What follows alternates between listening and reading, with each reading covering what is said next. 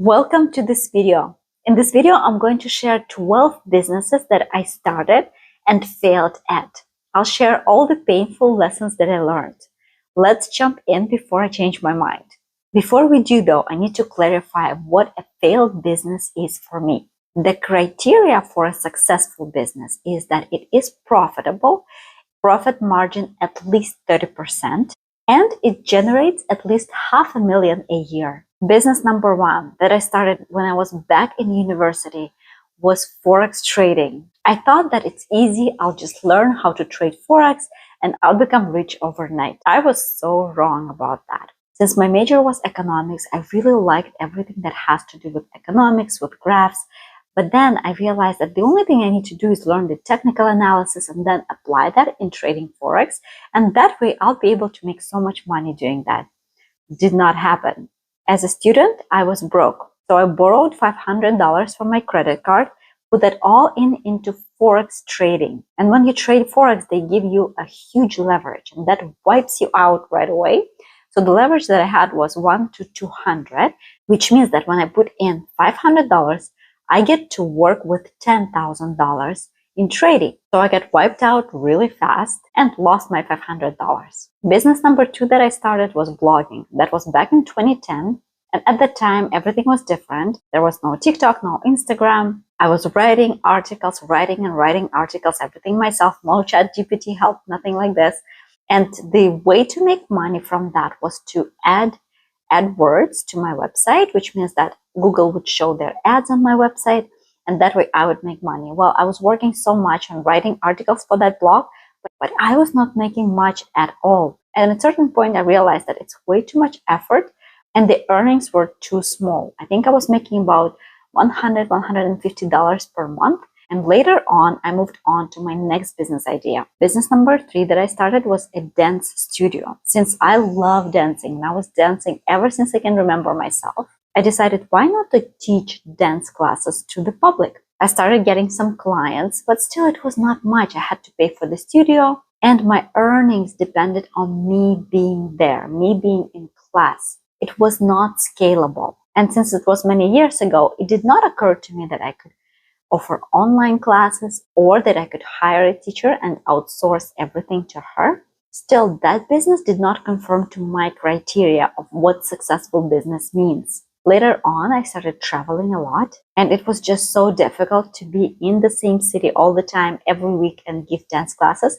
So I decided to close the studio. Business number four that I tried and failed at was opening a jewelry e-commerce store. I was selling jewelry on Amazon and it was working well. So I thought that if it is working on Amazon, I should definitely have my own website and sell from my website. That way I can have higher margins, I can charge more, and I get to keep all the clients and sell to them over and over again. One thing that I did not know at that time is how to market. I tried many different things. I realized that Google ads and Facebook ads are very expensive for something that general as jewelry. So I tried and tried many things and it didn't work, but I learned so many lessons. At the end of the day, I had to close that business and move on to my next idea. The next business that I started was dropshipping. I was dropshipping stuff for pregnant women. That business was not well, but it did not conform to my criteria of being successful. It was giving me some sales, but it was expensive to generate sales because I had to buy the traffic. I had to pay for the ads. And the issue was that people were waiting for their stuff to come from China for 2 to 3 weeks. So they were not happy with how long it took for the product to arrive to their home. At the end of the day, I saw that people are complaining about the shipping and about the quality. So I realized that I don't want to be involved in that kind of business. So I had to close that and move on to the next one. The next business that I started was creating a board game. That was a business game, is how to open a business while you're playing a game and competing with other people who are opening their businesses as well. So that was a really fun game. I personally enjoyed it.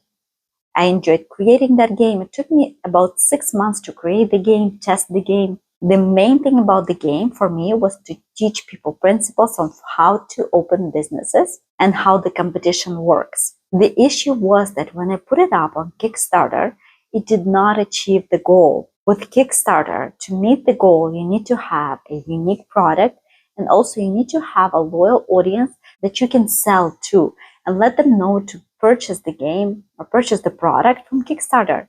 I did not have that audience at that time. I was simply selling the game on my website. I was posting on different forums and different Facebook groups about the game. I had some sales, but unfortunately the sales were very little, so I had to close that business, even though I put so much effort into this business and I thought it's going to be such a huge success, but it did not happen. However, I learned so much from that. The next business that I started was giving workshops. Since I'm in love with psychology, I work with people one-on-one to help them get rid of that limiting beliefs, everything that stops them. Everything that stops us is in our head. And I really got clear on that. So I was practicing giving sessions to people for about 4 years. Then I decided to move on to work with groups. So I started giving workshops to groups, which I loved and enjoyed so much. That's my biggest passion, is to create the environment where people get to transform, experience their new reality, new self, reinvent themselves. And it was generating some earnings. But then I got pregnant, I had a baby, and it became so much more difficult to be available to the public, to be available to give workshops. So I had to pause that. And after I paused it for a year and a half, I got back to teaching again, but it was very difficult to gather people again. So that business is on pause.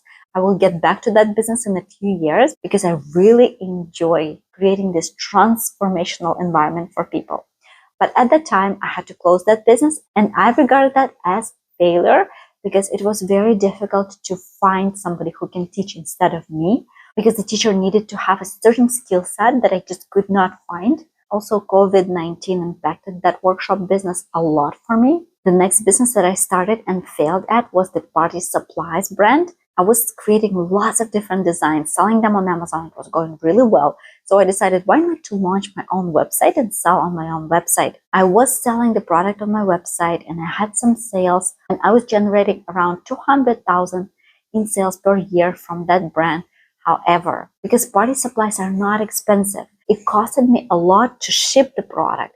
And I realized that for e-com brand to be successful, the product needs to be priced at $60 at least. And the products that I was selling there were priced less than $20. So that was a big lesson for me. I realized that my margins were really thin and that cheap products like party supplies are best for Amazon and not good for the website. The next idea that I tried and failed at was the conversation starters. It was a card game, and I actually encountered the same mistake. I was selling that on Amazon. It was selling really well. But then as I tried to sell that on my own website, I just could not get the traffic. I could not get people to buy the product from the website. It was very difficult. I spent a lot of money on marketing. And at the end of the day, I decided that that business is not for the website. Amazon is great, but the issue with Amazon is that it is a marketplace. Anything goes wrong. For example, you order the images for the listing, and then the designer by accident gets the images that belong to somebody, then that person complains about your listing, and then you risk the listing being closed altogether. So that's why I don't like marketplace, because one mistake or a few mistakes can cost the whole business. If Amazon doesn't like something, they'll just close your account, and that is very risky, especially when you bought so much inventory and you have a lot of money in the inventory. So that's scary. That's why I always try to make sure that I have something that is my own, for example, my website, and that reduces the risk of it being closed. The next business that I tried and failed at was the health product. That was a great business, amazing margins, but I just could not deal with all the approvals that I had to get. So that to be listed, I had to pay a few $1,000s for that brand. And of course, I wanted to make sure that I do everything right, that I am meeting all the legal requirements. So that was just so difficult and so expensive. And I did not want to spend money on lawyers.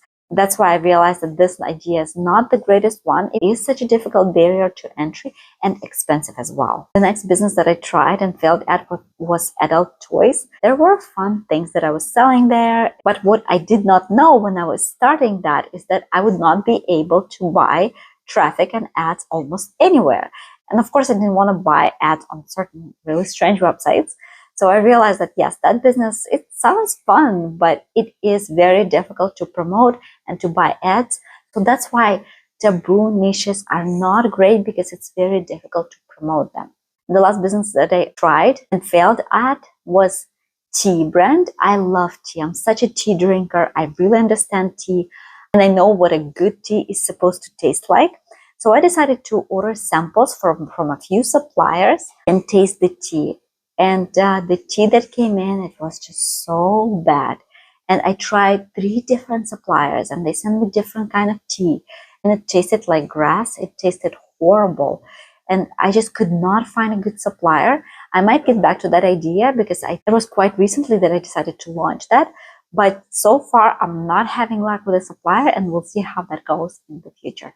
Failure is great as long as you learn from it. As my favorite entrepreneur, Mark Cuban, says, you only need to be right once.